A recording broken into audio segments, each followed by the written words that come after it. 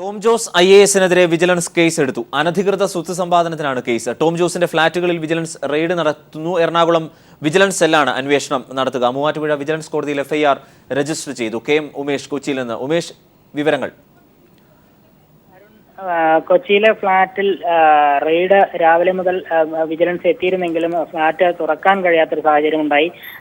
Tom ജോസിന്റെ ഭാര്യ ഉള്ളത് തൃശ്ശൂരിലാണ്. തൃശ്ശൂരുള്ള ഭാര്യ ഇങ്ങോട്ടേക്ക് വിളിപ്പിച്ചിരിക്കുകയാണ്. ഭാര്യ എത്തിയതിനു ശേഷമായിരിക്കും ഫ്ളാറ്റ് തുറന്ന് വിജിലൻസ് വിശദമായ പരിശോധന നടത്തുക. അതേസമയം തിരുവനന്തപുരത്തും ഇരിഞ്ഞാലക്കുടയിലെ വീട്ടിലും വിജിലൻസ് സംഘം പരിശോധന നടത്തുന്നുണ്ട്.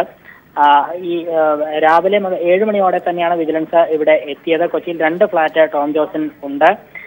മഹാരാഷ്ട്രയിൽ ഭൂമി വാങ്ങിയതും കൂടാതെ കേരളത്തിലെ വിവിധ സ്ഥലങ്ങളിൽ ഫ്ളാറ്റ് വാങ്ങിയതും ഉൾപ്പെടെ അനധികൃതമായി സ്വത്ത് സമ്പാദിച്ചതായി വിജിലൻസ് കണ്ടെത്തിയിരുന്നു. പ്രാഥമികമായി വിജിലൻസ് നടത്തിയ അന്വേഷണത്തിൽ 65% സ്വത്തും അനധികൃതമായാണ് സമ്പാദിച്ചത് എന്ന് വിജിലൻസ് കണ്ടെത്തിയിട്ടുണ്ട്.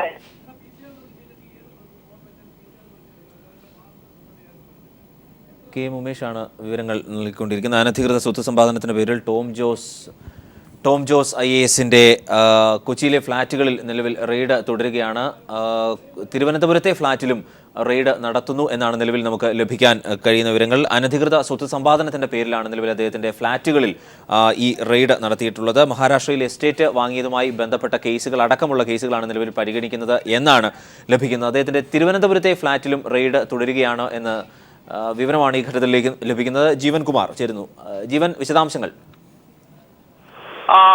അരുൺ, മഹാരാഷ്ട്രയിലെ സിന്ധുർഗ ജില്ലയിലെ 50 ഏക്കർ ഭൂമി വാങ്ങിയതുമായി ബന്ധപ്പെട്ട് നേരത്തെ തന്നെ ടോം ജോസിനെതിരെ ഒരു ആരോപണം ഉണ്ടായിരുന്നു. ഈ ആരോപണത്തെ സംബന്ധിച്ച് ഒരു ആഭ്യന്തരമായ ഒരു പരിശോധന സർക്കാർ നടത്തിയിരുന്നു. എന്നാൽ 2013 ഈ റിപ്പോർട്ടിൽ ടോം ജോസിനെതിരെ ഗുരുതരമായ ക്രമക്കേടുകൾ ഉണ്ട് എന്നാണ് അന്ന് കണ്ടെത്തിയിരുന്നത്. എന്നാൽ ഈ റിപ്പോർട്ടിന്മേൽ യാതൊരുവിധ നടപടികളും അന്ന് എടുത്തിരുന്നില്ല. തുടർന്നാണ് ഒരു പൊതുപ്രവർത്തകൻ, വിവരാവകാശ പ്രവർത്തകൻ പരാതിയുമായി വിജിലൻസ് ഡയറക്ടറെ സമീപിക്കുന്നത്.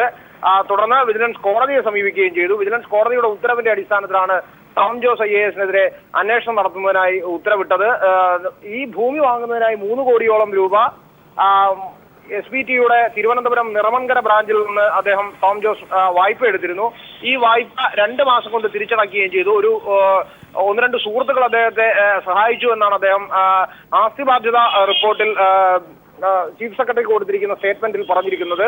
ഇതടക്കമുള്ള കാര്യങ്ങൾ തികച്ചും സംശയാസ്പദമാണ് എന്ന് ആരോപിച്ചുകൊണ്ടാണ് ഒരു സ്വകാര്യ പരാതി ഇത് സംബന്ധിച്ച് വന്നത്. തുടർന്നാണ് വിജിലൻസ് അന്വേഷണം നടത്തിയത്. ഇപ്പോൾ കൊച്ചിയിലെയും തിരുവനന്തപുരത്തെയും അദ്ദേഹത്തിന്റെ ഫ്ളാറ്റുകളിൽ റെയ്ഡാണ് ഇപ്പോൾ വിജിലൻസ് നടത്തിക്കൊണ്ടിരിക്കുന്നത്. കൊച്ചി അമാസ്മെന്റ് യൂണിറ്റ് ആണ് നടത്തുന്നത്. വിജിലൻസിന്റെ അനധികൃത സ്വത്ത് സമ്പാദനം സംബന്ധിച്ച് കേസ് അന്വേഷിക്കുന്നതിനായി രൂപീകരിച്ചിട്ടുള്ള പ്രത്യേക സംഘമാണ് ഈ കേസ് ഇപ്പോൾ അന്വേഷിച്ചുകൊണ്ടിരിക്കുന്നത്. അദ്ദേഹത്തിന്റെ ഫ്ളാറ്റിൽ പ്രാഥമികമായ പരിശോധന ഇപ്പോഴും തുടരുകയാണ്. ഇത് സംബന്ധിച്ച് ടോം ജോസ് തനിക്കെതിരായി വിജിലൻസ് നടത്തിക്കൊണ്ടിരിക്കുന്നത് പകപോക്കലാണെന്ന് അദ്ദേഹം കുറച്ചു മുമ്പ് നമ്മുടെ ടെലിയിൽ തന്നെ കുറ്റപ്പെടുത്തുകയും ചെയ്തിട്ടുണ്ട്. റെയ്ഡ് തുടരുന്നു.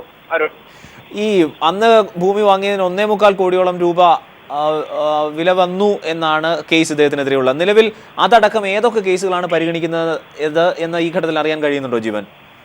അരുൺ, ഈ കേസ് മാത്രമാണ് ഇപ്പോൾ വിജിലൻസ് അന്വേഷിച്ചുകൊണ്ടിരിക്കുന്നത്.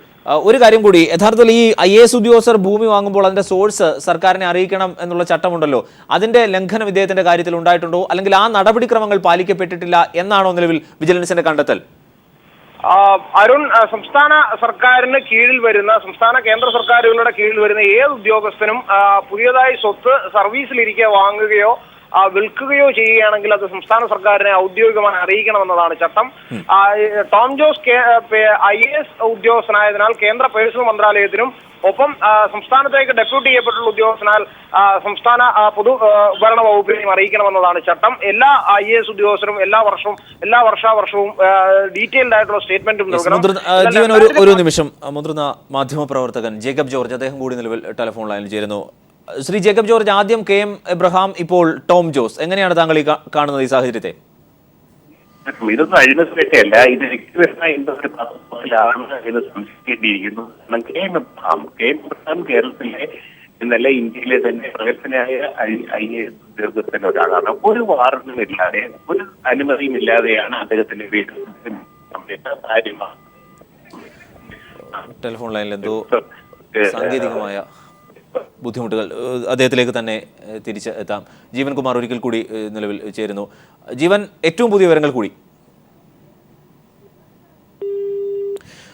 അനധികൃത സ്വത്ത് സമ്പാദനവുമായി ബന്ധപ്പെട്ട് ടോം ജോസ് IASന്റെ കൊച്ചിയിലെ ഫ്ളാറ്റിലും ഒപ്പം തിരുവനന്തപുരത്തെ ഫ്ളാറ്റിലും നിലവിൽ റെയ്ഡ് തുടരുകയാണ് എന്നാണ് ലഭിക്കുന്ന ഏറ്റവും പുതിയ വിവരങ്ങൾ.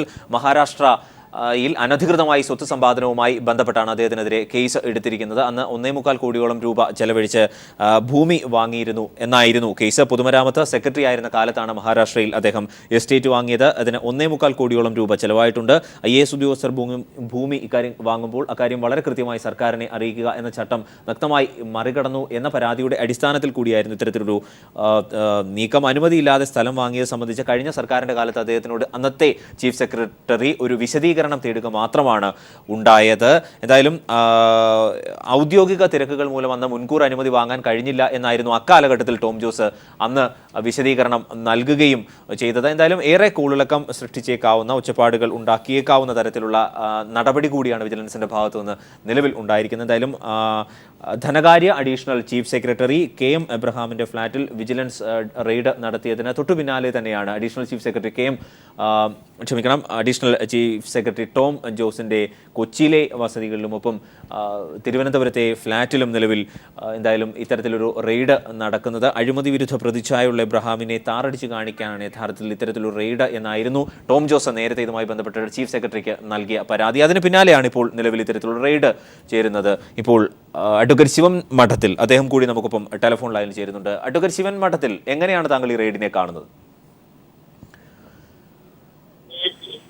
ഇതുമായി ബന്ധപ്പെട്ട ഒരു കാര്യം എന്റെ ശ്രദ്ധയിൽ വന്നിട്ടില്ല. ഞാനിപ്പോ നിങ്ങൾ എന്റെ ശ്രദ്ധയിൽ കൊണ്ടുവരുമ്പോഴാണ്, അപ്പൊ എനിക്ക് അതിനെ കുറിച്ച് അറിഞ്ഞാൽ നന്നായിരുന്നാൽ എന്റെ പ്രതികരണം ഞാൻ രേഖപ്പെടുത്താം. ഈ ആദ്യം KM എബ്രഹാമിന്റെ ഫ്ളാറ്റുകളിൽ റെയ്ഡ് നടക്കുന്നു. തൊട്ട് പിന്നാലെ തന്നെ ഇപ്പോൾ അഡീഷണൽ ചീഫ് സെക്രട്ടറി ടോം ജോസിന്റെ കൊച്ചിയിലെ വസതിയിൽ റെയ്ഡ്, ഒപ്പം തിരുവനന്തപുരത്തെയും. കേസ് ഇതാണ്, അതായത് അദ്ദേഹം പൊതുമരാമത്ത് സെക്രട്ടറി ആയിരുന്ന കാലത്ത് മഹാരാഷ്ട്രയിൽ 1.25 കോടി ചെലവഴിച്ച് വസ്തു വാങ്ങി എന്ന കേസ് അടക്കമാണ് നിലവിൽ പരിഗണിക്കുന്നത്. ഇതാണ് അതിന്റെ കണ്ടന്റ്. ഞാൻ ഇക്കാര്യത്തിൽ രണ്ട് പരാമർശങ്ങളാണ് ഇപ്പൊ നമ്മൾ നടത്തിയിരിക്കുന്നത്. ഒന്ന്, അഡീഷണൽ ചീഫ് സെക്രട്ടറി KM എബ്രഹാമിന്റെ വീട്ടില് ഫ്ളാറ്റിൽ റെയ്ഡ് നടന്നു എന്നുള്ള വാർത്ത ഇന്നലെ വന്നത് ഞാൻ എന്റെ ശ്രദ്ധയിൽപ്പെട്ടു. എന്തുകൊണ്ടാണ് അദ്ദേഹത്തിന്റെ വീട്ടിൽ റെയ്ഡ് നടത്തി എന്നുള്ള കാര്യത്തെ കുറിച്ച് എനിക്ക് വ്യക്തമായ ഒരു കാഴ്ചപ്പാടില്ല. കാരണം ഒരു വ്യക്തി കോടതിയുടെ പരാമർശം, വിജിലൻസ് കോടതിയുടെയോ അല്ലെങ്കിൽ മറ്റേത് കോടതിയുടെയെങ്കിലും അറിവിൽ റെയ്ഡ് ചെയ്യാൻ എന്തെങ്കിലും കാര്യങ്ങൾ ഒളിച്ചു വെക്കുകയോ രേഖകൾ മറക്കുകയോ അല്ലെങ്കിൽ വരവിൽ കവിഞ്ഞ സ്വത്ത് ഉണ്ട് എന്ന് ബോധ്യപ്പെടുകയോ ചെയ്യുമ്പോൾ വിജിലൻസിനെ സംബന്ധിച്ചിടത്തോളം റെയ്ഡ് ചെയ്യുന്നതിൽ കുറ്റമൊന്നുമില്ല. പക്ഷെ ആ റെയ്ഡിന് ചില വ്യവസ്ഥകളൊക്കെ ഉണ്ട്. ഒരു വ്യക്തിയുടെ സ്വകാര്യ ജീവിതത്തിലുള്ള കടന്നുകയറ്റമായി അത്തരം കാര്യങ്ങൾ ചെയ്യാൻ പാടില്ല. പിന്നെ നമ്മളെ പറഞ്ഞില്ലേ, അധികാര ദുർവിനിയോഗത്തിന്റെ ഭാഗമായി ചെയ്യാൻ പാടില്ല. 3, നമ്മുടെ അധികാരം അടിച്ചേൽപ്പിക്കപ്പെടുന്ന രീതിയിൽ ഏതെങ്കിലും രീതിയിലുള്ള വ്യക്തിവൈരാഗ്യം കൊണ്ടോ അല്ലെങ്കിൽ മറ്റേതെങ്കിലും രീതിയിലുള്ള മറ്റ് പരിഗണന വെച്ചുകൊണ്ടോ പാടില്ല. മറിച്ച് യഥാർത്ഥത്തിൽ അദ്ദേഹത്തിന്റെ വീട്ടിൽ രേഖകളോ അല്ലെങ്കിൽ വരവിൽ കവിഞ്ഞ സ്വത്തുണ്ടായിരുന്ന നിഗമനം കോടതിയുടെ നിരീക്ഷണത്തിലോ അല്ലെങ്കിൽ ആ വീട് റെയ്ഡ് ചെയ്യാമെന്നുള്ള അനുവാദത്തോടുകൂടി അല്ലെങ്കിൽ വിജിലൻസ് ഡിപ്പാർട്ട്മെന്റിനെ സംബന്ധിച്ചിടത്തോളം അത്തരത്തിലുള്ള പ്രഥമ ദൃഷ്ടിയ കേസ് ഉണ്ടെങ്കിൽ അദ്ദേഹത്തിന്റെ വീട്ടിൽ ഉദാഹരണം പറയാം, കുറച്ച് ബ്ലാക്ക് മണി അദ്ദേഹം കയ്യിൽ വെച്ചിരിക്കുന്നു, അല്ലെങ്കിൽ ഹവാല പണം, അല്ലെങ്കിൽ ഏതെങ്കിലും സാമൂഹ്യ ദ്രോഹ കുറ്റം ചെയ്ത ആളിനെ സംരക്ഷിക്കുന്ന രീതിയിൽ അദ്ദേഹത്തിന് സംരക്ഷണം വീട്ടിൽ കൊടുത്തിരിക്കുന്നു, അല്ലെങ്കിൽ അതിന് അനധികൃത സ്വത്ത് സമ്പാദിച്ച് രേഖയുണ്ടാക്കി കയ്യിൽ വെച്ചിരിക്കുന്നു. ഇതൊക്കെ വേണമെങ്കിൽ നമുക്ക് പരിശോധിക്കാനുള്ള സാധ്യത. പക്ഷെ ആ പരിശോധന പോലും ആ വ്യക്തിയുടെ കുടുംബത്തിന്റെ വ്യക്തി സ്വാതന്ത്ര്യത്തിലേക്കുള്ള കടന്നുകയറ്റമായിട്ട് ഒരിക്കലും പാടില്ല. ഇത് ഒന്നാമത്തെ കാര്യം. രണ്ടാമത്തെ കാര്യം, ഇപ്പൊ നേരത്തെ പറഞ്ഞ ടോം ജോസഫിന്റെ ഇവിടെ റെയ്ഡ് നടക്കുന്നു എന്ന് പറയുന്നത് നേരത്തെ പറഞ്ഞ അഴിമതിയുമായി ബന്ധപ്പെട്ടുകൊണ്ടുള്ള കാര്യത്തിലാണെങ്കിൽ ആ റെയ്ഡ് നടത്തുന്നതിന് തെറ്റൊന്നുമില്ല. പക്ഷെ ഈ റെയ്ഡുകൾ ഒരിക്കലും പ്രതികാര നടപടികളുടെ ഭാഗമാകരുത് എന്ന് ഞാനിവിടെ അടിവരയിട്ട് പറയുകയാണ്. കാരണം വിജിലൻസ് ഡയറക്ടർ ജേക്കബ് ജോസും നമ്മുടെ ഈ IAS ഉദ്യോഗസ്ഥരും തമ്മിൽ ചില പ്രശ്നങ്ങൾ കഴിഞ്ഞ കാലങ്ങളിൽ പരസ്പരം അങ്ങോട്ടും ഇങ്ങോട്ടും അധികാരത്തിന്റെയോ അല്ലെങ്കിൽ അധികാരം ഉപയോഗിക്കുന്ന രീതി നടപടിക്രമങ്ങളിലെയോ ഒക്കെ ഉണ്ടാകുന്ന അഭിപ്രായ വ്യത്യാസവും ഒക്കെ അത് പുറത്തു വരുന്ന രീതിയിൽ പൊതുസമൂഹത്തിനകത്ത് മനസ്സിലാക്കിക്കൊണ്ടിരിക്കുകയാണ്. വിജിലൻസ് ജേക്കബ് ജോർജിന്റെ വിജിലൻസ് ഡയറക്ടർക്കെതിരെ ധനകാര്യ വകുപ്പ് നടത്തി കൊടുത്ത റിപ്പോർട്ട്, അദ്ദേഹം പോർട്ട് ഡയറക്ടർ ആയിരിക്കുമ്പോൾ പഠിപ്പിക്കാൻ പോയതിന്റെ പേരിൽ അദ്ദേഹം ലീവ് എടുത്ത് പോയതിലൊക്കെ അഴിമതി ഉണ്ടെന്നൊക്കെ പറഞ്ഞ് പിന്നെ ഫിനാൻസ് വിങ്, ഇൻസ്പെക്ഷൻ വിങ് അദ്ദേഹത്തിനെതിരെ ഇപ്പോൾ റിപ്പോർട്ട് കൊടുത്തതിന്റെ പുറകിൽ ധനകാര്യ പ്രിൻസിപ്പൽ സെക്രട്ടറി അല്ലെങ്കിൽ additional chief secretary K M എബ്രഹാമിന്റെ കൈയുണ്ടായി എന്നുള്ളത് പത്രവാർത്തകളൊക്കെ നമ്മളെ മുമ്പിൽ വരുന്നുണ്ട്. അപ്പൊ എന്തൊക്കെയാണെങ്കിലും ഇതിന്റെ പേരിൽ അങ്ങോട്ടും ഇങ്ങോട്ടും ഒരു ആവശ്യമില്ലാത്ത അധികാരത്തിന്റെയോ അല്ലെങ്കിൽ അധികാര പ്രയോഗത്തിലുണ്ടാകുന്ന അതാളുടെ പേരിലോ ചില അസുഖകരമായ നടപടികൾ ഉണ്ടാകുന്നുള്ളത് പൊതുസമൂഹം മനസ്സിലാക്കിക്കൊണ്ടിരിക്കുന്നു. ഇതും കൂടെ നമ്മൾ ഇതിനോട് ചേർത്ത് വായിക്കണം. ഈ റെയ്ഡിനെയും ഈ റെയ്ഡുമായി ബന്ധപ്പെട്ടുകൊണ്ടുള്ള പ്രതികരണം അത് മുഖ്യമന്ത്രിക്ക് അദ്ദേഹം പരാതി കൊടുക്കുന്ന പറയുന്നത് അദ്ദേഹത്തിന്റെ വീട് റെയ്ഡ് ചെയ്തത് അദ്ദേഹത്തിനെ അപമാനിക്കാൻ വേണ്ടിയാണെന്നുള്ള രീതിയിൽ അതിലെന്തെങ്കിലും കഥമുണ്ടെങ്കിൽ തീർച്ചയായിട്ടും അത് പാടില്ലാത്തതാണത്. ഒരു കാര്യം കൂടി, അഴിമതിക്കെതിരെ വിട്ടുവീഴ്ചയില്ലാത്ത ഒരു സർക്കാർ വിജിലൻസിനെ കൂട്ടിലാക്കില്ല എന്ന തുറന്ന പ്രഖ്യാപനം നടത്തുന്ന ഒരു സർക്കാരിന്റെ തുടർ നടപടികളുടെ ഭാഗമായി കൂടി എന്തോ ആയിക്കോട്ടെ അതിനെ അങ്ങനെ കാണേണ്ടതുണ്ട് എന്ന് ഒരു ഭാഗം വിലയിരുത്തുക കൂടി ചെയ്യുന്നു. അഡ്വക്കേറ്റ് ശിവൻ മഠത്തിൽ, താങ്കൾ മുതിർന്ന അഭിഭാഷകനാണ്. ഈ ഘട്ടത്തിൽ ഒരു സർക്കാർ ഉദ്യോഗസ്ഥനെതിരെ, പ്രത്യേകിച്ച് അദ്ദേഹം മുതിർന്ന IAS ഉദ്യോഗസ്ഥനാണ് എന്നതുകൂടി പരിഗണിക്കേണ്ടതുണ്ട്. കഴിഞ്ഞ സർക്കാരിന്റെ കാലത്ത് അന്നത്തെ ചീഫ് സെക്രട്ടറി കാര്യത്തിൽ ഒരു ചെറിയ വിശദീകരണം അദ്ദേഹത്തിനോട് ചോദിച്ചപ്പോൾ സമയം കിട്ടിയിരുന്നില്ല എന്ന വളരെ ഒഴുക്കൻ മട്ടിലുള്ള ഒരു മറുപടിയാണ് നൽകിയത്. അതൊക്കെ ഈ ഘട്ടത്തിൽ പരിഗണിക്കേണ്ടതല്ലേ? നിലവിൽ എന്ത് മാനദണ്ഡങ്ങളാണ് ഇക്കാര്യത്തിൽ ഒരു സർക്കാർ ഉദ്യോഗസ്ഥൻ പാലിക്കേണ്ടത് എന്നാണ് താങ്കൾ കരുതുന്നത്, ഒരു മുതിർന്ന അഭിഭാഷകൻ എന്ന നിലയിൽ കൂടി? അല്ല, ഞാനത് വളരെ വ്യക്തമായി തന്നെ ഞാൻ ആ കാര്യം പരാമർശ വിഷയമാക്കി കഴിഞ്ഞു. അതായത് ഈ സർക്കാരിന്റെ മുഖമുദ്ര അല്ലെങ്കിൽ അവരുടെ പിന്നെ മാനിഫെസ്റ്റോയിൽ തന്നെ ഞാൻ മനസ്സിലാക്കുന്നത് സീറോ ടോളറൻസ് ആണ് അഴിമതിക്കെതിരെ. അഴിമതിയെ ഒരു രീതിയിലും വെച്ച് പൊറുപ്പിക്കില്ല എന്ന് ഈ കഴിഞ്ഞ കുറെ ദിവസങ്ങളായി നമ്മൾ കണ്ടുകൊണ്ടിരിക്കുകയാണ്. ഇപ്പൊ ഉദാഹരണം പറയാം, നമ്മുടെ കേരളത്തിലെ പിരിവും ഗുണ്ടാ വിളയാട്ടവും ഗുണ്ടകൾ ഭൂമി പിടിച്ചെടുക്കുന്നതിലും വയൽ നികത്തുന്നതിലും പിന്നെ ക്വാറി നടത്തുന്നതിലും ഒക്കെ ഉള്ള ഇടപെടലുകളെ സംബന്ധിച്ചൊക്കെ നമ്മൾ നിത്യേന അറിഞ്ഞുകൊണ്ടിരിക്കുന്നു. പക്ഷെ അതിനെതിരെ മുഖ്യമന്ത്രി തന്നെ കഴിഞ്ഞ ദിവസം വളരെ ശക്തമായ നിലപാടെടുത്തിരിക്കുന്നു. അതിനെ അമർച്ച ചെയ്യാൻ നടപടിയെടുക്കണമെന്ന് പറഞ്ഞ്. അപ്പോ അഴിമതി പാടില്ല എന്നുള്ള ഒരു വലിയ ആശയം അല്ലെങ്കിൽ വലിയൊരു കാഴ്ചപ്പാട് മുന്നോട്ട് വെച്ച് അധികാരത്തിൽ വന്ന സർക്കാരിനെ സംബന്ധിച്ചിടത്തോളം സെക്രട്ടറി അല്ല ഇനി ആരാണെങ്കിലും ഉദ്യോഗസ്ഥ തലത്തിലിരിക്കുന്ന പബ്ലിക് സർവന്റായിട്ട് ഇരിക്കുന്ന വ്യക്തികൾ അധികാര ദുർവിനിയോഗം നടത്തിയാൽ അതിനെതിരെ ശക്തമായ നടപടി എടുക്കണമെന്ന കാര്യത്തിൽ യാതൊരു സംശയവുമില്ല. പക്ഷെ ആ നടപടി പലപ്പോഴും നമ്മൾ ഈ പറഞ്ഞ നടപടിക്രമങ്ങൾ പാലിച്ചുകൊണ്ടായിരിക്കണം. ആ നടപടിക്രമങ്ങൾ ഒരിക്കലും എക്സസീവ് ഫോഴ്സിന്റെ, അതായത് അധികാര ദുർവിനിയോഗത്തിന്റെ ഭാഗമായി കാണരുത്. മറിച്ച് അല്ല, ഈ വിജിലൻസ് മൂവാറ്റുപുഴ വിജിലൻസ് കോടതിയിൽ FIR സമർപ്പിച്ചിരുന്നു. കോടതി ഉത്തരവിന്റെ അടിസ്ഥാനത്തിൽ കൂടെ അല്ലേ നിലവിൽ ഇത്തരത്തിലൊരു നടപടി വിജിലൻസിന്റെ ഭാഗത്തു നിന്ന് ഉണ്ടാകുന്നത്? ഞാൻ തീർച്ചയായിട്ടും അതുകൊണ്ടാണ് ഞാൻ സൂചിപ്പിച്ചത്. ടോം ജോസിനെതിരെ ഇത് നടത്തുന്നത് കോടതിയുടെ ഇടപെടൽ ഉള്ളതുകൊണ്ട് അതിനകത്ത് ഒരിക്കലും നമുക്കതൊരു അധികാരത്തിന്റെ അല്ലെങ്കിൽ ഒരു വളരെ നന്ദി അഡ്വക്കേറ്റ് ശിവൻ മഠത്തിൽ, വളരെ നന്ദി. അതിന്റെ നിയമവശങ്ങൾ കൂടി സാങ്കേതികമായി താങ്കൾ പരിശോധിച്ച് വളരെ കൃത്യമായി മറുപടി നൽകിയതിന്. അഡ്വക്കേറ്റ് A റഹീം ചേരുന്നു ടെലിഫോൺ ലൈനിൽ. റഹീം, എങ്ങനെയാണ് കാണുന്നതിനെ? ഇത് നേരത്തെ ശ്രീ ശിവൻ മഠത്തിൽ സൂചിപ്പിച്ചതുപോലെ ഈ ഗവൺമെന്റിന്റെ മുഖമുദ്ര അഴിമതിക്കെതിരായ മുഖമുദ്രയാണ്. കഴിഞ്ഞ തിരഞ്ഞെടുപ്പിൽ ഇടതുപക്ഷ ജനാധിപത്യ മുന്നണിക്ക് ജനങ്ങൾ നൽകിയ മാൻഡേറ്റ് എന്നത് അഴിമതിക്കെതിരായ മാൻഡേറ്റ് ആയിരുന്നു. ജനങ്ങളിലുള്ള ആ വിശ്വാസം കാത്തു സൂക്ഷിച്ചുകൊണ്ട് അഴിമതിയോട് വിട്ടുവീഴ്ചയില്ലാത്ത സമീപനം സ്വീകരിച്ചു മുന്നോട്ട് പോകുന്ന ഒരു സർക്കാരായിട്ടാണ് നമുക്ക് ഇതിനെ കാണാനാകുന്നത്. ഇവിടെ രണ്ട് കാര്യങ്ങളാണ്. ഇപ്പോൾ വന്ന വാർത്തയുടെ അടിസ്ഥാനത്തിൽ മാത്രമാണ് ഞാൻ പ്രതികരിക്കുന്നത്. നിങ്ങൾ പറഞ്ഞ അറിവ് മാത്രമാണുള്ളത്. ഞാൻ ടെലിവിഷനോ ഈ വാർത്തയോ എന്റെ ശ്രദ്ധയിൽ വന്നിട്ടുമില്ല. ലഭ്യമാകുന്ന വിവരങ്ങളനുസരിച്ച് കോടതിയുടെ നിർദ്ദേശപ്രകാരം കോടതി മുന്നോട്ട് പോകാൻ പറഞ്ഞ കേസാണിത്. പക്ഷേ മുൻകാലങ്ങളിലൊക്കെ തന്നെ വിജിലൻസ് സർക്കാരിന്റെ ഒരു ചട്ടപ്പടി വകുപ്പ് മാത്രമായി, മറ്റ് വകുപ്പുകൾ പോലൊരു വകുപ്പ് മാത്രമായിട്ടാണ് വിജിലൻസും നടന്നുപോയിക്കൊണ്ടിരുന്നത്. വിജിലൻസിൽ പ്രത്യേകിച്ച് യാതൊരു തരത്തിലുള്ള അധികാരമോ വിജിലൻസിന് സ്വതന്ത്രമായൊരു പ്രവർത്തന പാതയോ ഒന്നും ഉണ്ടായിരുന്നില്ല. ഇപ്പോൾ അത് മാറുകയാണ്. ആ കീഴ്വഴക്കങ്ങളിൽ നിന്നും മാറി വിജിലൻസ് നടന്നു തുടങ്ങിയിരിക്കുന്നു. അതാണ് കേരളത്തിൽ നിന്ന് കണ്ടുകൊണ്ടിരിക്കുന്നത്. അതായത് മുൻപ് എന്തെങ്കിലും ഒരിക്കലും ഒരു മുൻ മന്ത്രിയുടെ എതിരായ അഴിമതി ആരോപണത്തിൽ ശക്തമായ നീക്കം ഉണ്ടായതുപോലെ ഉണ്ടായിട്ടില്ല. അത് പഴയൊരു കീഴ്വഴക്കമായിരുന്നു, അതിന്റെ ആവശ്യമില്ല എന്നുള്ള നിലയിലുള്ള കീഴ്വഴക്കമായിരുന്നു. ആ കീഴ്വഴക്കം മാറുന്നു. അതോടൊപ്പം തന്നെ കഴിഞ്ഞ ദിവസം ബാർക്കോഴ കേസിലെ തെറ്റായ നിയമോപദേശം കൊടുത്ത അഭിഭാഷകനെതിരെ അദ്ദേഹത്തിന്റെ പേരിൽ കേസ് ചാർജ് ചെയ്യുന്നു. കേസ് തമസ്കരിച്ച് സപ്രസ് ചെയ്ത് വെച്ച ഫ്രീസ് ചെയ്ത ഉദ്യോഗസ്ഥർക്കെതിരെ വിജിലൻസ് നടപടിയിലേക്ക് കടക്കുന്നു. ഭൂമാഫിയുമായി ബന്ധപ്പെട്ട് നടപടിയിലേക്ക് കടക്കുന്നു. പ്രകൃതി ചൂഷണവുമായി ബന്ധപ്പെട്ട് വളരെ പ്രധാനപ്പെട്ട ഒരു മേഖലയാണ്. വിജിലൻസ് ഇതുവരെ പ്രകൃതി ചൂഷണവുമായി ബന്ധപ്പെട്ട് ഇടപെടാറില്ലായിരുന്നു. IAS ഓഫീസർമാരുമായി ബന്ധപ്പെട്ടും അതോടൊപ്പം തന്നെ സിവിൽ സർവീസിലുമുള്ള അഴിമതിയുടെ കാര്യത്തിലും വിട്ടുവീഴ്ചയില്ലാത്ത സമീപനം സ്വീകരിക്കുകയാണ് വിജിലൻസ്. ഇത് സർക്കാരിന്റെ ഒരു നിലപാടാണ്. നമ്മുടെ സമൂഹത്തിൽ അഴിമതി സർവ്വവ്യാപിയായി മാറിയിരിക്കുകയാണ്. അത് കഴിഞ്ഞൊരു 2 ദശാബ്ദക്കാലത്തിനിടയിൽ രാജ്യത്താകെ അഴിമതി ഒരു ദുർഭൂതം കണക്ക് ഒരു ക്യാൻസർ പോലെ പടർന്നു പിടിച്ചിരിക്കുകയാണ്. ഇവിടെ വരുന്നൊരു അപകടം, അഴിമതിയുടെ ഈ വ്യാപനം ജനാധിപത്യ പ്രക്രിയയിലുള്ള ജനങ്ങളുടെ വിശ്വാസത്തിൽ തന്നെ ഇല്ലാതാക്കുന്ന ഘടകമായി മാറിയിരിക്കുകയാണ്. ആ സന്ദർഭത്തിലാണ് ഈ ജനാധിപത്യ ഗവൺമെന്റ് അത്തരത്തിൽ ഉയർന്ന് പ്രവർത്തിക്കുന്നത്. ഇത് പൊതുവിൽ സ്വാഗതാർഹമായ കാര്യമാണ്.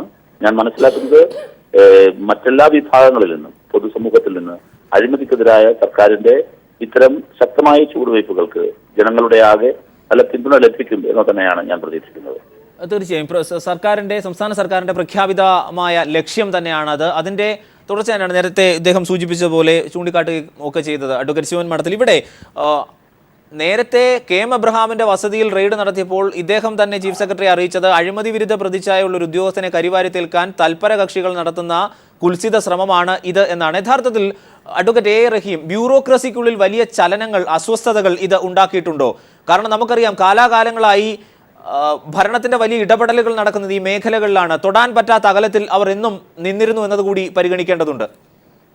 അതെ, തൊടാൻ പറ്റാത്ത അകലമുണ്ടായിരുന്നു. പിന്നെ നിങ്ങൾ ചോദിച്ചതുപോലെ ഇന്നലെയും മറ്റും പുറത്തു വന്ന വാർത്തകൾ, പരാതികൾ, അതൊന്നും തന്നെ സ്ഥിരീകരിക്കാവുന്ന റിപ്പോർട്ടുകളോ ഭരണകേന്ദ്രത്തിൽ നിന്നുള്ളൊരു ഔദ്യോഗികമായ വിശദീകരണമോ ഒന്നും വന്നിട്ടില്ല. അതുകൊണ്ട് അതിനെക്കുറിച്ച് ഞാൻ പ്രതിപാദിക്കുന്നില്ല.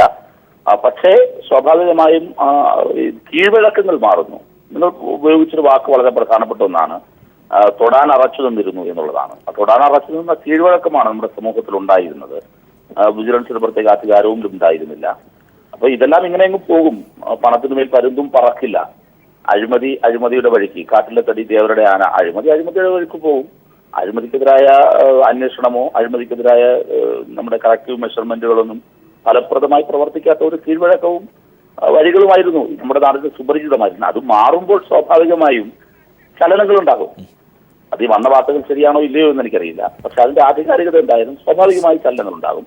ഒരു കാര്യം ഉറപ്പാണ്, ഇത്തരത്തിൽ നിക്ഷിപ്ത താല്പര്യക്കാർ ഒരുമിച്ച് കൂടുകയും ആ നിക്ഷിപ്ത താല്പര്യക്കാർ, അത് ബ്യൂറോക്രസി മാത്രമല്ല ഞാൻ ഉദ്ദേശിക്കുന്നത്, രാഷ്ട്രീയ തലത്തിലും ഗവൺമെന്റിനെതിരായിട്ട് വലിയ നീക്കം നടത്താനും ഒക്കെയുള്ള ആരും ഇതൊന്നും ചെറിയ ആൾക്കാരല്ലല്ലോ, വലിയ വലിയ മാഫിയകളാണ്. വളരെ നന്ദി അവസരത്തിൽ പ്രതികരിച്ചതിന്. ന്യൂസ് റൂമിൽ നിന്ന് മറ്റ് സമഗ്രമായ വിശകലനം നൽകാൻ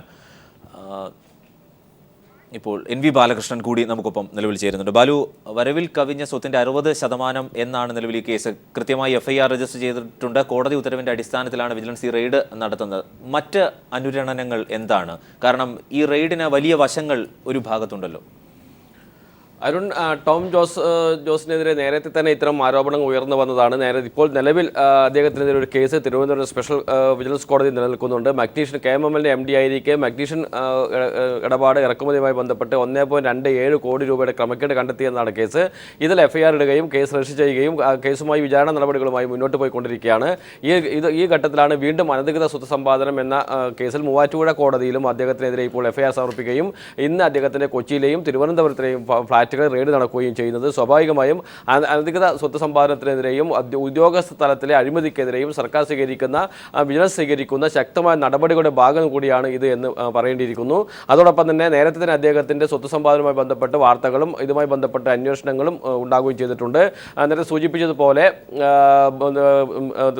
മഹാരാഷ്ട്രയിലെ സിന്ദൂർഗ ജില്ലയിൽ 50 ഏക്കർ ഭൂമി വാങ്ങിയതുമായി ബന്ധപ്പെട്ട് നേരത്തെ വിവാദം ഉയർന്നു വന്നിരുന്നു. ഈ PWD സെക്രട്ടറി ആയിരിക്കുകയാണ് ഇത്തരം 50 ഏക്കർ എസ്റ്റേറ്റ് വാങ്ങിയത്. ഇത് സർക്കാരിനെ അറിയിക്കാതെയാണ് എസ്റ്റേറ്റ് വാങ്ങിയത് എന്നായിരുന്നു ആരോപണം. ഇത് ആ ഘട്ടത്തിൽ വലിയ വാർത്തയാവുകയും ഇതിനെക്കുറിച്ച് അന്നത്തെ ചീഫ് സെക്രട്ടറി ആയിരുന്ന പ്രഭാകരൻ വിശദീകരണം തേടുകയും ചെയ്തിരുന്നു. ഈ വിശദീകരണത്തിൽ അദ്ദേഹം നൽകിയിരിക്കുന്നത് സ്റ്റേറ്റ് ബാങ്കിൽ നിന്ന് വായ്പ എടുത്താണ് 1.37 കോടി രൂപ വായ്പ എടുത്താണ് ഇത്തരം 50 ഏക്കർ സ്ഥലം വാങ്ങിയത് എന്നാണ് അദ്ദേഹം നൽകിയിരിക്കുന്ന വിശദീകരണം. ഇതുമായി ബന്ധപ്പെട്ട് അന്വേഷണം നടത്തിയപ്പോൾ ഈ വാങ്ങിയിരിക്കുന്ന ആൾ അവിടെ ആ പ്രദേശത്തെ ഏറ്റവും വലിയ ദരിദ്രനായ ഒരാളാണ് എന്ന് കണ്ടെത്തുകയും ചെയ്തിരുന്നു. ഇതുമായി ബന്ധപ്പെട്ട വിവാദങ്ങളൊക്കെ നിലനിൽക്കുകയും ചെയ്തിരുന്നു. പിന്നീട് ആ അന്വേഷണം വ്യക്തമായി മുന്നോട്ട് പോയില്ല. അനധികൃതമായി വാങ്ങിയതല്ല എന്ന നിലപാടിൽ സർക്കാർ എത്തുകയായിരുന്നു ചെയ്തിരുന്നത്.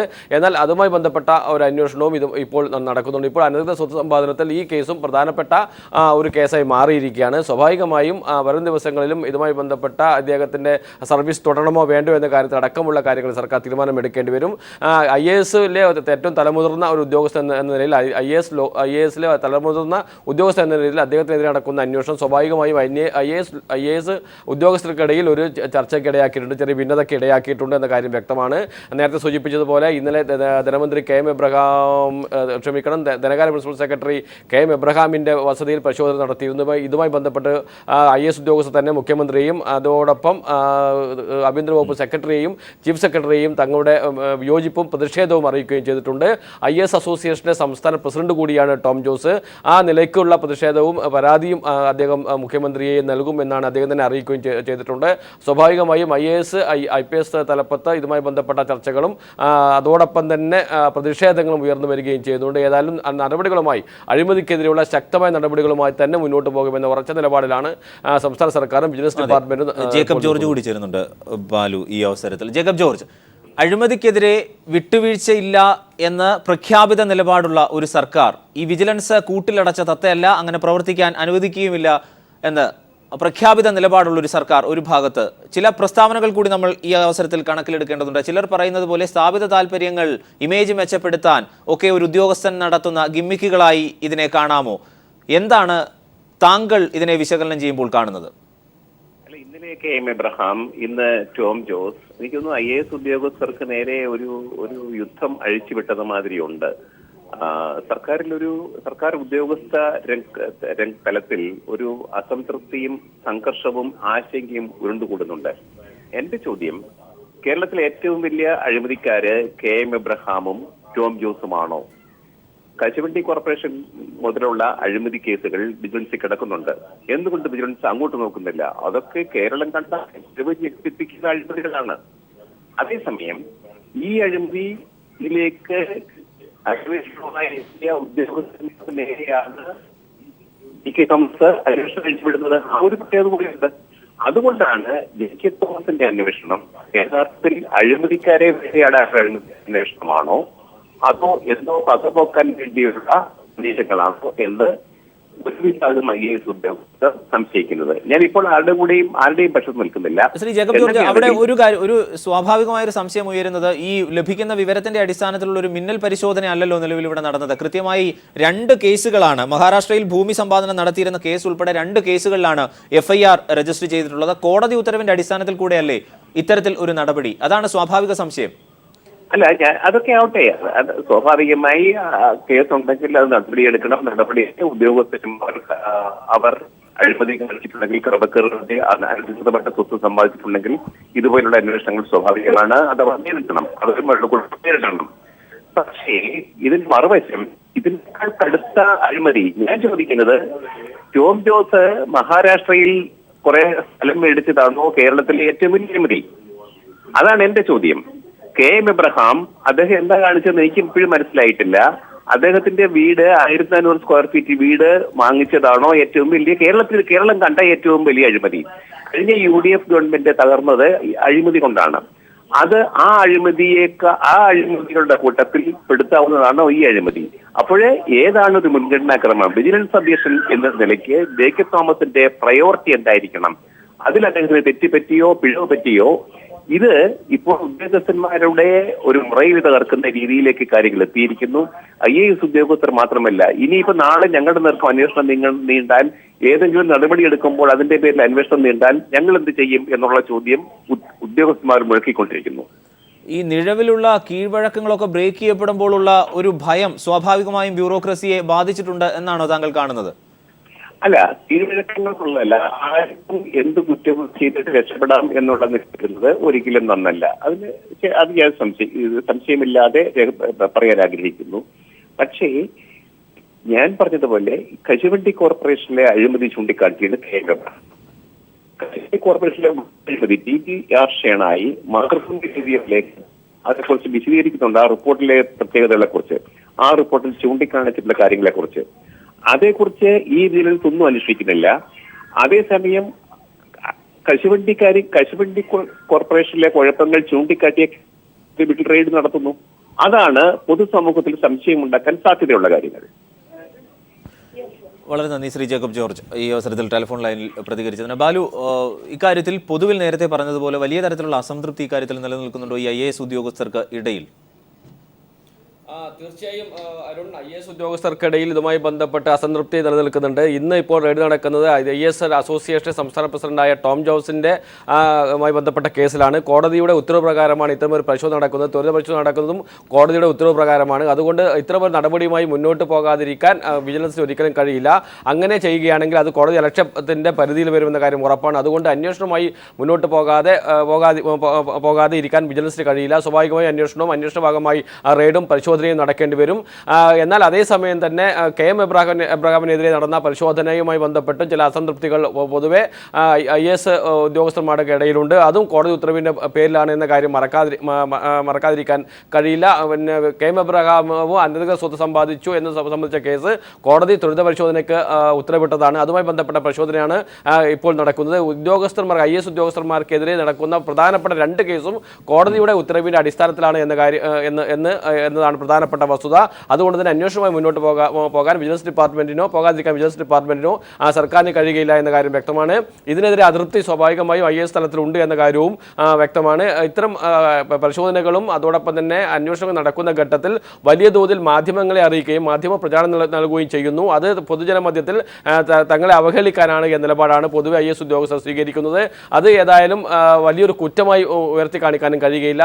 സ്വാഭാവികമായും അന്വേഷണം നടക്കുന്ന ഘട്ടത്തിൽ, പരിശോധന നടക്കുന്ന ഘട്ടത്തിൽ മാധ്യമ ശ്രദ്ധ പിടിച്ചുപറ്റുമെന്ന കാര്യത്തിൽ യാതൊരു സംശയമില്ല. അത്തരമൊരു ഒരു വിയോജിപ്പും പ്രതിഷേധവും IAS ഉദ്യോഗസ്ഥന്മാരുടെ ഇടയിലുണ്ട് എന്ന കാര്യം ഉറപ്പാണ്. അത് സർക്കാരിന്റെ പ്രവർത്തനത്തെ ബാധിക്കുമെന്ന തരത്തിലുള്ള ചില ആശങ്കകൾ പല ഘട്ടത്തിലും ഉയർന്നു വന്നിട്ടുണ്ട്. ജേക്കബ് ജോർജ് ഇപ്പോൾ ജേക്കബ് ജോർജ് ഉയർത്തുന്ന ആശങ്ക അത് തന്നെയാണ്. ഏതായാലും ഇപ്പോൾ പ്രധാനപ്പെട്ട 3 കേസിലാണ് ഇപ്പോൾ ടോം ജോസിനെതിരെ അന്വേഷണം നടക്കുന്നത്. നേരത്തെ സൂചിപ്പിച്ചതുപോലെ മഗ്നീഷ്യം ഇടപാടുമായി ബന്ധപ്പെട്ട് തിരുവനന്തപുരം വിജിലൻസ് കോടതിയിൽ ഒരു കേസ് നിലനിൽക്കുന്നുണ്ട്. അതോടൊപ്പം തന്നെ മഹാരാഷ്ട്രയിൽ 50 ഏക്കർ ഭൂമി വാങ്ങിയതുമായി ബന്ധപ്പെട്ട കേസ് ഈ കേസുമായി ബന്ധപ്പെട്ട് തന്നെ ആ അന്വേഷണവും വരുന്നുണ്ട്. അതോടൊപ്പം തന്നെ അനധികൃത സ്വത്ത് സമ്പാദന കേസിലും ഈ ഭൂമി ഇടപാടുമായി ബന്ധപ്പെട്ട കാര്യങ്ങളും വരുന്നുണ്ട്. സ്വാഭാവികമായി ഇതെല്ലാം കൂട്ടി വായിച്ച് നോക്കുമ്പോൾ അഴിമതിക്കെതിരെയുള്ള നടപടികളുമായി വിജിലൻസിനോ സർക്കാരിനോ മുന്നോട്ട് പോകാതിരിക്കാൻ കഴിയില്ല എന്ന കാര്യം വ്യക്തമാണ്. അതിൽ ശക്തമായ നിലപാട് തന്നെ സ്വീകരിക്കുമെന്ന സൂചനകളാണ് വിജിലൻസിന്റെ ഭാഗത്തുനിന്ന് ഉണ്ടാകുന്നത്. ഇത് IAS ഉദ്യോഗസ്ഥന്മാരുടെ ഇടയിലും IPS ഉദ്യോഗസ്ഥന്മാരുടെ ഇടയിലും ഒരു ഭിന്നിപ്പിനും അല്ലെങ്കിൽ ഒരു ചർച്ചയ്ക്കും ഇടയാക്കിയിട്ടുണ്ട് എന്ന കാര്യം മറ്റൊരു വസ്തുതയാണ്. ഇതുമായി ബന്ധപ്പെട്ട തുടർ ചലനങ്ങൾ അല്ലെങ്കിൽ തുടർ അന്വേഷണങ്ങൾക്കുള്ള സാധ്യതകൾ കൂടി എത്രത്തോളമാണ് ബാലു ഈ ഘട്ടത്തിൽ പരിഗണിക്കുമ്പോൾ? തീർച്ചയായും മുതിർന്ന IAS ഉദ്യോഗസ്ഥന്മാർക്കെതിരെയുള്ള അന്വേഷണം ഈ 2 ഉദ്യോഗസ്ഥരിൽ മാത്രം ഒതുങ്ങി നിൽക്കുമെന്ന് കരുതാൻ കഴിയില്ല. പല കേസുകളും ഇതുമായി ബന്ധപ്പെട്ട് ഇപ്പോഴും വിജിലൻസിന്റെ പരിഗണനയിലും വിജിലൻസ് കോടതികളിലും നിലനിൽക്കുന്നുണ്ട്. സ്വാഭാവികമായും പാറ്റൂർ ഫ്ളാറ്റ് ഇടപാടുമായി ബന്ധപ്പെട്ട കേസ് ജേക്കബ് തോമസ് തന്നെ അന്വേഷിച്ച് തയ്യാറാക്കിയ റിപ്പോർട്ട് അന്നത്തെ മുതിർന്ന ചീഫ് സെക്രട്ടറി അടക്കമുള്ളവർക്കും മന്ത്രിസഭയിലെ മന്ത്രിമാർക്ക് അടക്കമുള്ളവർക്കും പങ്കുണ്ട് എന്ന് കണ്ടെത്തിയ റിപ്പോർട്ട് ലോകായുക്തയുടെ പരിഗണനയിലാണ്. ലോകായുക്ത ആ റിപ്പോർട്ട് പുറത്തു കൊടുക്കരുത് എന്ന് പ്രത്യേകിച്ച് നിർദ്ദേശം നൽകുകയും ചെയ്തിട്ടുണ്ട്. അതുകൊണ്ട് തന്നെ ആ റിപ്പോർട്ടിന്റെ പകർപ്പ് മാധ്യമങ്ങൾക്ക് ഇതുവരെയും ലഭിച്ചിട്ടില്ല. സ്വാഭാവികമായി ആ കേസുമായി ബന്ധപ്പെട്ട അന്വേഷണവും വരും ദിവസങ്ങളിൽ വരുമെന്നാണ് മനസ്സിലാക്കാൻ വേണ്ടി കഴിയുന്നത്. അതോടൊപ്പം തന്നെ പോലീസ് സേനയിൽ വലിയ തോതിൽ സാധനങ്ങൾ വാങ്ങിയതുമായി ബന്ധപ്പെട്ട് നടന്ന ഇടപാടിൽ ക്രമക്കേട് നടന്നിട്ടുണ്ട് എന്ന പരാതിയും വിജിലൻസിന് ലഭിച്ചിട്ടുണ്ട്. ഇതുമായി ബന്ധപ്പെട്ട അന്വേഷണവും വരും ദിവസങ്ങളിൽ ഉണ്ടാകും. അത് പോലീസ് സേനയിലെ മുതിർന്ന ഉദ്യോഗസ്ഥർക്കെതിരെ IPS ഉദ്യോഗസ്ഥർക്കെതിരെയുള്ള അന്വേഷണമായി മാറുമെന്ന കാര്യം ഏതാണ്ട് ഉറപ്പാണ്. അത്തരം ഉദ്യോഗസ്ഥ തലത്തിൽ മുതിർന്ന ഉദ്യോഗസ്ഥ തലത്തിൽ നടക്കുന്ന വൻ അഴിമതിക്കെതിരെയുള്ള ഒരു ശക്തമായ നിലപാട് തന്നെ വരും ദിവസങ്ങളിൽ വിജിലൻസിന്റെ ഭാഗത്തുനിന്ന് ഉണ്ടാകുമെന്ന സൂചനകളാണ് വിജിലൻസ് ഉദ്യോഗസ്ഥരിൽ നിന്ന് ലഭിക്കുന്നത്. ഇതിന്റെ മറ്റൊരു രാഷ്ട്രീയ വശം കൂടി പൊതുജനം എന്ന് സമഗ്രമായി പറയാനാവില്ല എങ്കിൽ പോലും ഒരു വിഭാഗം ജേക്കബ് ജോർജിനെ പോലെയുള്ളവർ ഗൗരവമായി ഉന്നയിച്ചൊരു കാര്യം ഈ ടോം ജോസും അടക്കമുള്ള ഒരു വിഭാഗവും വിജിലൻസ് ഡയറക്ടർ അടക്കമുള്ള മറുഭാഗവും തമ്മിൽ നടക്കുന്ന വടംവലിയുടെ ഇടയിൽപ്പെട്ടു പോകുന്ന ചില സവിശേഷ സാഹചര്യങ്ങൾ കൂടിയാണ് ഇത്, അതാണ് പരിഗണിക്കേണ്ടത് എന്നതടക്കം ഉന്നയിക്കുന്നുണ്ടല്ലോ. ആ വശങ്ങൾ കൂടി എങ്ങനെയാണ് നമുക്കിതിനെ പരിഗണിക്കാനാവുക ഈ ഘട്ടത്തിൽ? തീർച്ചയായും അത്തരം വാദം ഉന്നയിക്കുന്നവർ മുന്നോട്ട് വെക്കുന്ന ഏറ്റവും പ്രധാനപ്പെട്ട പ്രശ്നം നേരത്തെ ജേക്കബ് ജോർജ് സൂചിപ്പിച്ചതുപോലെ തന്നെ കാപെക്സിന്റെ അഴിമതിയുമായി ബന്ധപ്പെട്ട കശുവണ്ടി ഇറക്കുമതിയിൽ അഴിമതിയുമായി ബന്ധപ്പെട്ട നിമിഷം അഡ്വക്കേറ്റ് D സുഗതൻ, അദ്ദേഹം കൂടി കോൺഗ്രസ് നേതാവ് നമുക്കിപ്പം നിലവിൽ ടെലിഫോൺ ലൈനിൽ ചേരുന്നുണ്ട്. അഡ്വക്കേറ്റ് D സുഗതൻ, താങ്കൾ എങ്ങനെയാണ് ഈ പരിശോധനയെ കാണുന്നത്? ഇതൊരു അപൂർവമായ സംഭവവാസമാണ്. അതായത് ഇതിനു മുമ്പ് ഉണ്ടായിട്ടില്ലാത്ത സംഭവവാസമാണ്. നിയമത്തിന്റെ വഴിക്ക് പോകണം. പക്ഷെ ഇതിപ്പോ IPS IAS ഉദ്യോഗസ്ഥന്മാർ തമ്മിലുള്ള ഒരു ഫൈറ്റ് പോലെയാണ് പബ്ലിക്കിന്റെ മുമ്പിൽ വരുന്നത്. അവർ അവസാനം ഒരു എക്സിക്യൂട്ടീവ് ജുഡീഷ്യറിയും തമ്മിൽ ഫൈറ്റ് ചെയ്യുന്ന പോലെ ആയി തീരാൻ പാടില്ല. അവർ രാഷ്ട്രീയ നേതൃത്വം ഇടപെടണം ഇക്കാര്യത്തിൽ എന്നുള്ളതാണ് എന്റെ അഭിപ്രായം. ഇതിന്റെ നിയമവശങ്ങളെ കൂടെ എങ്ങനെയാണ് താങ്കൾ നിലവിൽ പരിഗണിക്കുക? പ്രത്യേകിച്ച് മുതിർന്ന നിയമത്തിന്റെ വഴിക്ക് പോയേ പറ്റൂ. അവിടെ റെയ്ഡ് നടന്നിരിക്കുന്നത് കേസ് രജിസ്റ്റർ ചെയ്തിട്ടുണ്ട്, സെർച്ച് വാറന്റ് കിട്ടിയിട്ടുണ്ട്. ലീഗലാണ്, അതിനൊന്നും കുറ്റം പറയാൻ പറ്റില്ല. നിയമത്തിന്റെ വഴി പോകണം. പക്ഷെ ഈ രീതിയിൽ ഇന്റർപ്രറ്റ് വരരുത്. IPS IAS ഫൈറ്റ് ആയിട്ട് വരുന്നു. അത് ജനാധിപത്യ ഗവൺമെന്റിന് ഒരിക്കലും ഭൂഷണമല്ല. അല്ല, അത്തരത്തിൽ ഇതിനെ നിലവിൽ വ്യാഖ്യാനിക്കാൻ കഴിയുമോ? കാരണം മഹാരാഷ്ട്രയിൽ ഭൂമി സമ്പാദനം നടത്തിയെന്ന കേസിൽ കൃത്യമായി ഉൾപ്പെടെ ആ 2 കേസുകളിൽ FIR രജിസ്റ്റർ ചെയ്തിട്ടുണ്ട്. വിജിലൻസ് കോടതിയുടെ ഉത്തരവിന്റെ അടിസ്ഥാനത്തിൽ കൂടിയാണ് ഈ എൻക്വയറിയും സെർച്ചും ഒക്കെ ജസ്റ്റിഫയബിൾ ആണ്, ലീഗലാണ്, നിയമപരമായിട്ടാണ് പോകുന്നത്. അത് തെറ്റൊന്നുമില്ല. പക്ഷേ ഈ രീതിയിലാണ് ഇന്റർപ്രിട്ടേഷൻ വരുന്ന, ഈ രീതിയിലാണ് സമൂഹത്തിന്റെ മുമ്പിൽ എന്നാണ് ഞാൻ പറഞ്ഞത്. അതെ, അത്തരത്തിൽ ഒരു വ്യാഖ്യാനം ഒരു കോണിൽ നിന്ന് ബോധപൂർവമോ അബോധപൂർവമോ നിയമത്തിന്റെ വഴിക്ക് തന്നെ പോകണം, പോയിക്കൊണ്ടിരിക്കുകയാണ്. മറ്റൊന്ന് ഇതുവരെയുള്ള അധികാരത്തിന്റെ ഇടനാഴികളിൽ, അധികാര ശ്രേണികളിൽ വളരെ വലിയ ഒരു സാഹചര്യം, സവിശേഷമായ ഒരു സാഹചര്യം എന്ന് തന്നെ വിശേഷിപ്പിക്കാം. കാരണം ചില മാമൂലികൾ, ചില പാരമ്പര്യങ്ങൾ ഒക്കെ ബ്രേക്ക് ചെയ്യപ്പെടുന്നു എന്നുകൂടി കരുതാനാകുമോ? കാരണം ഇങ്ങനെ ഒന്ന് ആദ്യമാണ്. അല്ല, ഞാനതുകൊണ്ടാണ് ആദ്യം തന്നെ അപൂർവം എന്ന് പറഞ്ഞ വാക്ക് ഉപയോഗിച്ചത്. അതുകൊണ്ടാണ്, ഇതിനു മുമ്പ് ഉണ്ടായിട്ടില്ല. അതുകൊണ്ടാണ് അപൂർവം, യുണീക്ക് എന്ന് വേണം പറയാം. എന്തായാലും ഒരു കാര്യം കൂടി, ഈ KM എബ്രഹാമിനെ സംബന്ധിച്ച് അല്ലെങ്കിൽ ടോം ജോസിനെ സംബന്ധിച്ച മുതിർന്ന IAS ഉദ്യോഗസ്ഥനാണ് അദ്ദേഹം. ഒരു സർക്കാർ ഉദ്യോഗസ്ഥൻ ഇക്കാര്യത്തിൽ പാലിക്കേണ്ട മാനദണ്ഡങ്ങൾ എന്താണ്? വിശിഷ്യ പറയുമ്പോൾ നേരത്തെ കഴിഞ്ഞ ചീഫ് സെക്രട്ടറിയുടെ കാലത്ത് അദ്ദേഹത്തിനോട് ഒരു വിശദീകരണം ചോദിച്ചപ്പോൾ അക്കാലത്ത് ഔദ്യോഗിക തിരക്കുകൾ മൂലം മുൻകൂർ അനുവാദം വാങ്ങാൻ സാധിച്ചില്ല ഇത്തരത്തിൽ വസ്തു വാങ്ങിയപ്പോൾ എന്ന വേഗമായ ഒരു മറുപടിയാണ് നൽകിയത്. ഇക്കാര്യത്തിൽ പാലിക്കേണ്ട കൃത്യമായ മാനദണ്ഡങ്ങൾ എന്താണ്? അദ്ദേഹം അത് വേണ്ടത്ര വിശദീകരണം കൊടുത്തു, ഫയൽ ക്ലോസ് ചെയ്തതാണ് എന്നാണ് അദ്ദേഹം പറയുന്നത്. ഇപ്പോൾ വേറൊരു പരാതിയുടെ അടിസ്ഥാനത്തിലാണ് ഇപ്പോൾ കേസ് ഉണ്ടായിരിക്കുന്നത്. അപ്പൊ ഇപ്പോൾ ഉണ്ടായിരിക്കുന്ന കേസ് ലീഗലായിട്ടാണ് വന്നിരിക്കുന്നത്. കേസ് ഫയൽ ചെയ്തു, FIR ഫയൽ ചെയ്തു, സെർച്ച് ചെയ്യാനുള്ള പെർമിഷൻ കോടതിയിൽ വാങ്ങിയിരിക്കുന്നു. അങ്ങനെ സെർച്ച് ചെയ്യാണ്. മറ്റേ എബ്രഹാമിന്റെ കേസിലാണെങ്കിൽ സെർച്ച് വാറണ്ട് ഒന്നും ഉണ്ടായിരുന്നില്ല. അങ്ങനെ ഒരു അക്കാര്യത്തിൽ അങ്ങനെ ഒരു പരാതിയുണ്ട്. ഇതല്ല, ഇത് പ്രോപ്പറാണോ? അന്വേഷണം പ്രോപ്പറാണ്. വളരെ നന്ദി അഡ്വക്കേറ്റ് ഇ. സുഗതൻ ഈ അവസരത്തിൽ ടെലിഫോൺ ലൈനിൽ പ്രതികരിച്ചതിന്. വസ്തുനിഷ്ഠമായ അന്വേഷണമാണ് ഇക്കാര്യത്തിൽ ഉണ്ടാകുന്നത് എന്നാണ് കോൺഗ്രസ് നേതാവ് കൂടിയായ അഡ്വക്കേറ്റ് ഇ. സുഗതൻ ഈ ഘട്ടത്തിൽ കൂട്ടിച്ചേർക്കുന്നത്. ബാലു, മറ്റ് വശങ്ങൾ കൂടി ഇതിൻ്റെ അരുൺ നേരത്തെ സൂചിപ്പിച്ചതുപോലെ തന്നെ, ഡി സുഗതൻ സൂചിപ്പിച്ചതുപോലെ തന്നെ ഏറ്റവും പ്രധാനപ്പെട്ട വസ്തുത, ഇത് അന്വേഷണം അതിൻ്റെ യഥാർത്ഥ ദിശയിലാണ് മുന്നോട്ട് പോകുന്നത്. കൃത്യമായി നിയമപരമായ അന്വേഷണമാണ് നടക്കുന്നത്. സെർച്ച് നടത്തുന്നതിന് വേണ്ടിയുള്ള വാറണ്ട് കോടതി പുറപ്പെടുവിച്ചിട്ടുണ്ട്. FIR സമർപ്പിക്കുകയും പരിശോധന നടത്തുന്നതിന് വേണ്ടിയുള്ള റെയ്ഡ് നടത്തുന്നതിന് വേണ്ടിയുള്ള അനുമതി വിജിലൻസ് കോടതി നൽകുകയും ചെയ്തിട്ടുണ്ട്. ഇതിൻ്റെ അടിസ്ഥാനത്തിലാണ് പരിശോധന നടക്കുന്നത്. നിയമപരമായ രീതിയിലാണ് കാര്യങ്ങൾ മുന്നോട്ട് പോകുന്നത് എന്ന് കോൺഗ്രസ് നേതാവ് ഡി സുഗതൻ തന്നെ ഇപ്പോൾ വ്യക്തമാക്കുകയും ചെയ്തിട്ടുണ്ട്. അതുകൊണ്ട് തന്നെ നേരത്തെ സൂചിപ്പിച്ചതുപോലെ അഴിമതി നടത്തിയിട്ടുണ്ടോ ഇല്ലോ എന്നത് പിന്നീട് കോടതിയാണ് അന്തിമമായ വിധി പറയേണ്ടത്. അതിനാവശ്യമായ പരിശോധനകളും തെളിവുകളും കണ്ടെത്തുക എന്നതാണ് വിജിലൻസ് ഇപ്പോൾ നടത്തിക്കൊണ്ടിരിക്കുന്നത്. ആ നടപടിക്രമം അതിൻ്റെ രീതിയിൽ മുന്നോട്ട് പോകുക തന്നെ ചെയ്യും. അങ്ങനെ പോകാതിരിക്കാൻ ഒരിക്കലും വിജിലൻസിന് കഴിയില്ല. കാരണം നേരെ സൂചിപ്പിച്ചതുപോലെ വിജിലൻസ് കോടതിയുടെ ഉത്തരവ് പ്രകാരമാണ് ഇത്തരം ഒരു അന്വേഷണവുമായി വിജിലൻസ് മുന്നോട്ട് പോകുന്നത്. KM എബ്രഹാമിൻ്റെ കാര്യത്തിലും നേരെ സൂചിപ്പിച്ചതുപോലെ തിരുവനന്തപുരം വിജിലൻസ് കോടതിയുടെ ഉത്തരവിൻ്റെ അടിസ്ഥാനത്തിലാണ്, ത്വരിത പരിശോധന നടത്തണമെന്ന ഉത്തരവിൻ്റെ അടിസ്ഥാനത്തിലാണ് പരിശോധന നടത്തിയത്. ഇതിൽ ഉയർന്നു വന്നിരിക്കുന്ന ഒരു ആക്ഷേപം റെയ്ഡ് നടത്താൻ വേണ്ടി കോടതി അനുമതി നൽകിയിരുന്നില്ല എന്നാണ്. എന്നാൽ റെയ്ഡെല്ലാം നടത്തിയിരിക്കുന്നത് കേവലമായ ഒരു പരിശോധന മാത്രമാണ്, ഫ്ളാറ്റിന്റെ വിസ്തീർണം സംബന്ധിച്ച പരിശോധന മാത്രമാണ് എന്നാണ് വിശദീകരണം വിജിലൻസ് നൽകുകയും ചെയ്തിട്ടുണ്ട്. അരുൺ, NV ബാലകൃഷ്ണനാണ് വിവരങ്ങൾ നൽകിയത്. സമഗ്രമായി ന്യൂസ് റൂമിൽ നിന്ന് ടോം ജോസിനെതിരെ വിജിലൻസ് അന്വേഷണം. ഒരിടവേള.